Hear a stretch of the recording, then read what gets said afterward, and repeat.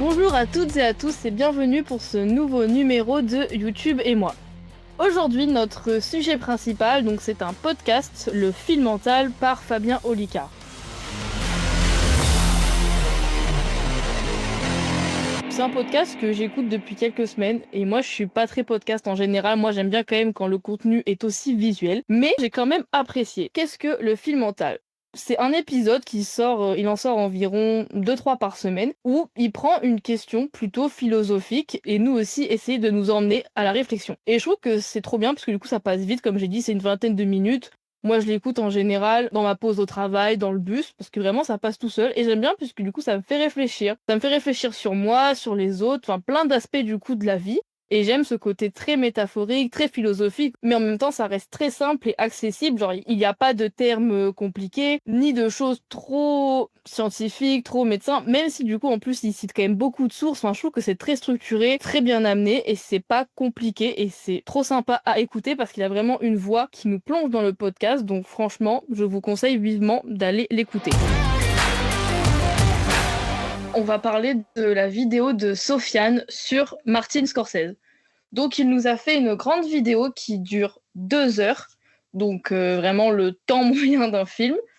Et franchement, j'ai adoré cette vidéo. Donc certes, elle est vraiment très longue, mais en tout cas, elle est très complète. Et même si elle dure 2 heures, on passe 2 heures vraiment trop chouettes.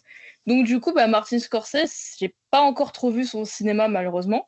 Enfin, j'ai surtout vu le Loup de Wall Street et les films d'avant. Je regrette, mais j'ai pas encore vu.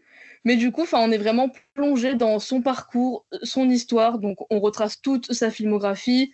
On voit tout ce qui lui est arrivé de mauvais, tout ce qui lui est arrivé de bon, tous ces moments où il est tombé, un peu donc ses dépressions, ses problèmes, mais à la fois tous ces moments de joie, tous ces moments de gloire.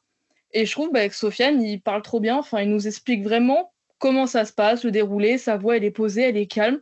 Donc, franchement, je me suis plongée dans la vie de Martin Scorsese pendant 2 heures. Et j'ai kiffé. Puis en plus, je trouve que ça fait écho à l'émission que j'anime derrière la caméra. Donc là, franchement, voir une vidéo pendant 2 heures sur un réalisateur, ça m'a donné beaucoup d'idées pour pouvoir parler de lui plus tard. Mais franchement, c'est une vidéo. Si vous aimez Martin Scorsese et le cinéma, foncez la voir. Au début du XXe siècle, l'Italie, elle suffoque entre la pauvreté et les tensions sociales.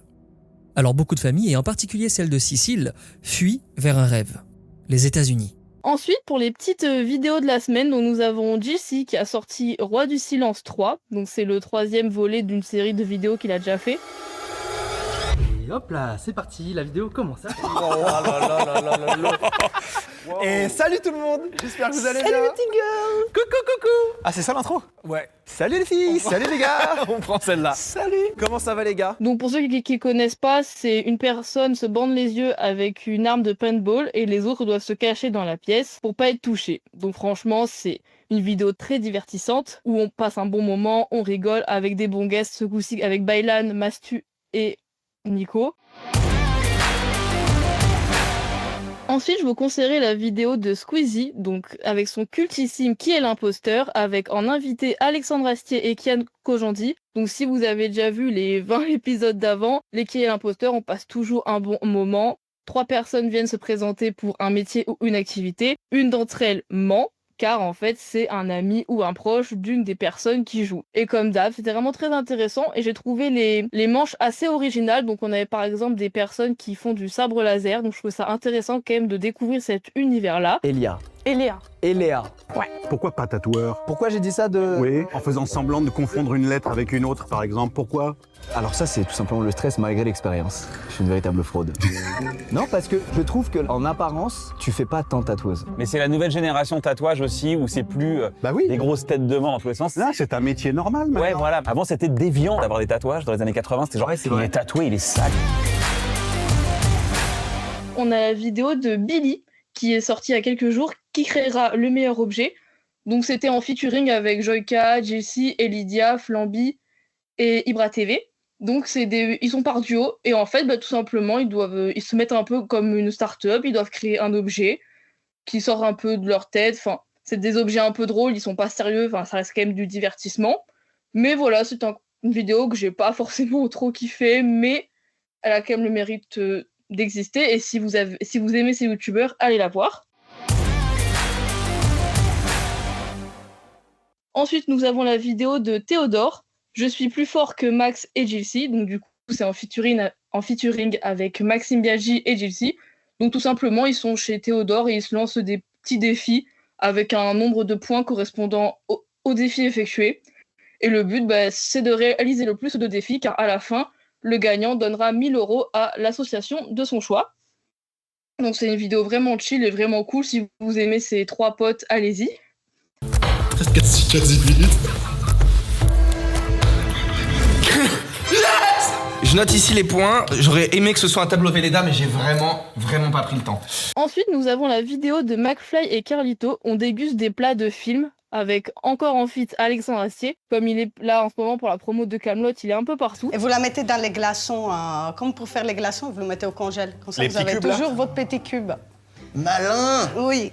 Ah, on refait des petits cubes un c'est peu ça. du commerce, quoi, mais en meilleur. C'est ça. Vous avez déjà fait des ateliers de cuisine? On a déjà fait, j'ai fait un atelier sushi dans le 18e, c'était excellent. Moi, avec un chef, on m'a appris à ouvrir les coquilles Saint-Jacques. Pas mal aussi. Pas mal, ça. C'est pas mal, mais c'est pas ce que je bouffe le plus. Alors, Ouais, c'est vrai que je suis d'accord. j'ai l'impression de savoir faire un truc que je vais sert pas pas. refaire. Plus utile, donc, voilà. Les huîtres, par exemple, plus utile pour le Non, coup. j'aime pas. Moi non plus, j'aime pas. Et franchement, c'est une vidéo que j'ai kiffé parce que du coup, donc les plats qui ont été servis de films ressemblaient vraiment à ceux des films. Enfin, vraiment, ça avait l'air délicieux, le côté gustatif de la vidéo, la chef qui était là pour les préparer. Franchement, c'était trop bien fait et j'aurais trop aimé être avec eux pour vivre l'expérience. Ensuite, nous avons la vidéo de Sylvain. Mettre trop d'huile moteur, ça fait quoi? Donc là, Sylvain, c'est un youtubeur qui est vraiment axé sur les voitures, que je commence tout juste à regarder. Et franchement, même si j'aime pas les voitures, l'ambiance qu'il donne et la DA qu'il met, franchement, je kiffe et je trouve qu'on passe trop un bon moment parce que du coup, dans cette vidéo, il a testé 3 expériences avec une voiture. Je vous spoile pas et je vous laisse aller la découvrir. Et enfin, on a McFly et Carlito qui sont revenus avec un concept que j'aimais beaucoup avant, mais là, il n'avait pas refait depuis 7 ans. C'est le meilleur jeu en voiture et c'est en featuring avec Thomas Dozer. Donc Thomas Dozer, vous le retrouvez principalement sur la chaîne de Amixem, mais depuis quelque temps, un petit peu avec McFly et Carlito. Donc le meilleur jeu en voiture, c'est juste, ils écoutent la radio et ils coupent et il faut improviser la suite. Donc franchement, elle dure 30 minutes, mais c'est une vidéo qui passe toute seule. J'ai vraiment kiffé, c'est drôle. Mais en même temps, c'est vraiment pas prise de tête. On sent qu'ils sont vraiment juste là pour s'amuser. Ma petite recommandation de cette semaine, ce serait Raska. Donc, c'est un youtubeur qui faisait partie du collectif du Lot. Et avant, il était principalement axé sur le rap français. Donc, il parlait beaucoup de rappeurs, de musique. Mais plus récemment, il fait donc du contenu fit and fun. Donc, c'est le fait de se réunir avec d'autres créateurs de contenu. Et franchement, ça passe tout seul. C'est aussi des vidéos un peu plus longues maintenant de 40-50 minutes. Mais franchement, il invite un peu tous ceux qui sont bien connus en ce moment sur YouTube. Et franchement, on passe de très bons moments devant ces vidéos. Et enfin, je vous parlerai de la vidéo de Mastu, détecteur de mensonges. C'est encore sa 8e ou 9e vidéo qui fait, c'est un concept qu'il a depuis quelques années maintenant. C'était en featuring avec Anime. Perso, donc c'est un peu l'étoile montante de Twitch et YouTube en ce moment. Je ne suis pas vraiment ce qu'il fait, mais dans cette vidéo, je l'ai vraiment trouvé cool. Il était ouvert, il n'était pas stressé, vraiment, il a joué le jeu de la vidéo à fond, et j'ai vraiment trouvé ça très cool. Ma petite reco du jour, ce serait Théo Babac. Donc il a été connu au début principalement sur TikTok, mais il fait de plus en plus de vidéos sur YouTube, notamment le Babac Show, si certains d'entre vous connaissent.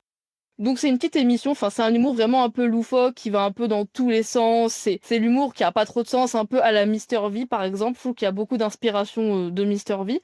Mais franchement, si vous aimez ce genre d'humour, c'est des vidéos assez courtes de 10-15 minutes et on passe un très bon moment. Mais qui es-tu? C'est mon émission. Je suis ton pire cauchemar. C'est impossible. Si, c'est possible. Tu vas me le payer. Combien? Ta vie.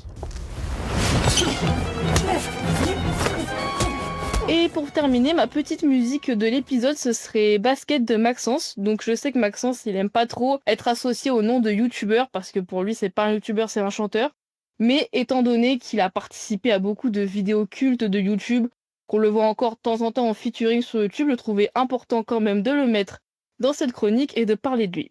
Merci à toutes et à tous de m'avoir écouté. On se retrouve lundi à 14h.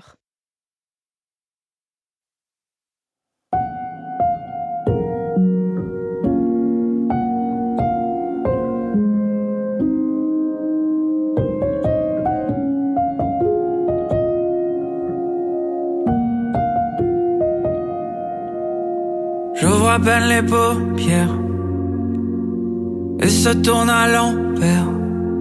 Je voudrais juste être honnête. J'aimerais bien que ça s'arrête. Y'a pas d'art sans se déplaire. J'suis une âme sans matière. J'veux pas me sentir vedette. Juste remplir mes baskets. Moi j'écris juste une chanson triste parce que je suis triste et ça m'attriste. Je veux m'en défaire, je veux pas en faire des concerts. Je veux dire les choses distinctement, honnêtement, mais je me mens. Je veux plus m'en faire, je veux pas en faire une affaire. Je me sens pas bien dans mes baskets. Je sais qu'il y a pire. Certains ne savent pas mentir, d'autres ont peur de mourir. Les gens comme moi ne savent juste pas grandir. Les gens comme moi ne savent juste pas s'ouvrir. Y'a comme des choses que je sais pas définir. Genre expliquer la joie que je ressens pas. Je tape des touches et les larmes sortent de mes doigts. Moi j'écris juste une chanson triste parce que je suis triste et ça m'attriste.